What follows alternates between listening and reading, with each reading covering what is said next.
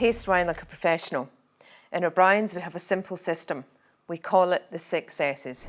See, swirl, sniff, sip, slurp and spit.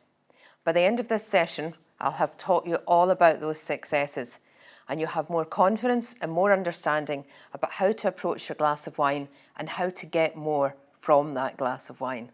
The first of the 6 S's is see. See the wine in the glass. It should be clear and it should be bright. And if you want to double check colour, the perfect thing to do is hold it against a white sheet of paper. You can see the gradation of the colour. You can see that this is a very pale straw colour, and you can also confirm, as you saw, that it was clear and bright.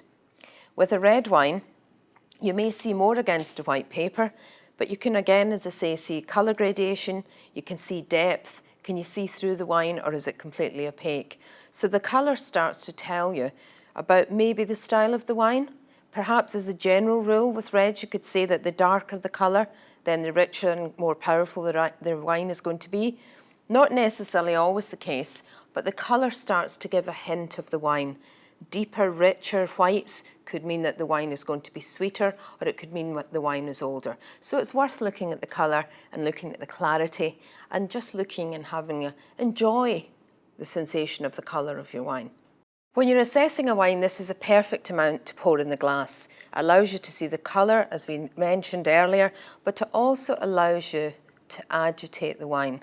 This bowl here keeps the wine at the bottom of the glass, and then this tapering allows the aromas to be released, but gently, so that you can still nose them. So the swirl is very gently hold the wine by the stem. You're not warming the wine by holding it by the bowl, and just give it a gentle swirl, allowing the oxygen to release aromas in the wine for the next step. Smell. You've agitated the wine. Get your nose into the glass. And again. And again. You really have to get your nose into the glass and 2 or 3 good, strong smells to start to understand the aromas the wine is releasing. That's one of the most important stages in wine tasting.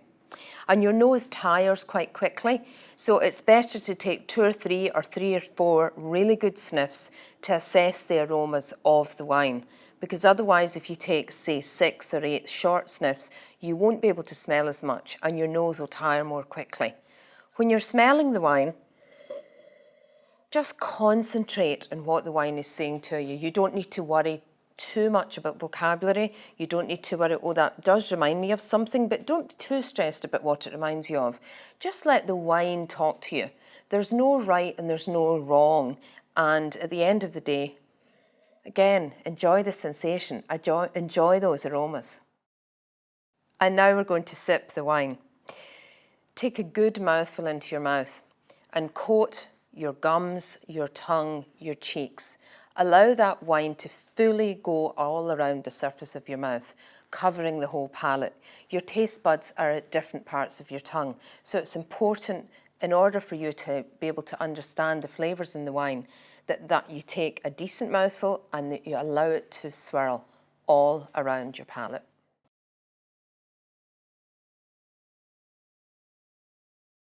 Now the slurp.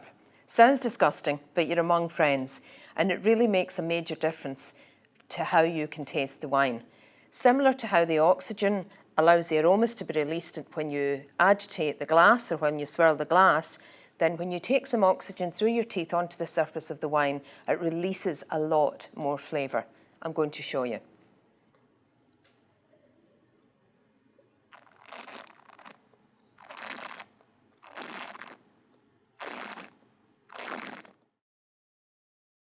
And the final stage of the 6 S's is the spit.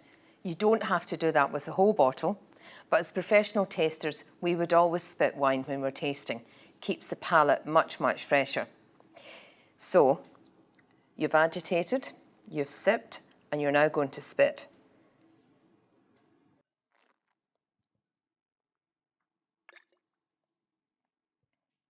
And then think about it. Think about those flavours. How long do they last? What's the intensity? What's the aftertaste? And that's another key factor for spitting, because you can assess those flavours and the aftertaste and the length of the wine much more carefully when you've actually spat the wine. So, a recap of the 6 S's: see, swirl, sniff, sip, slurp and spit.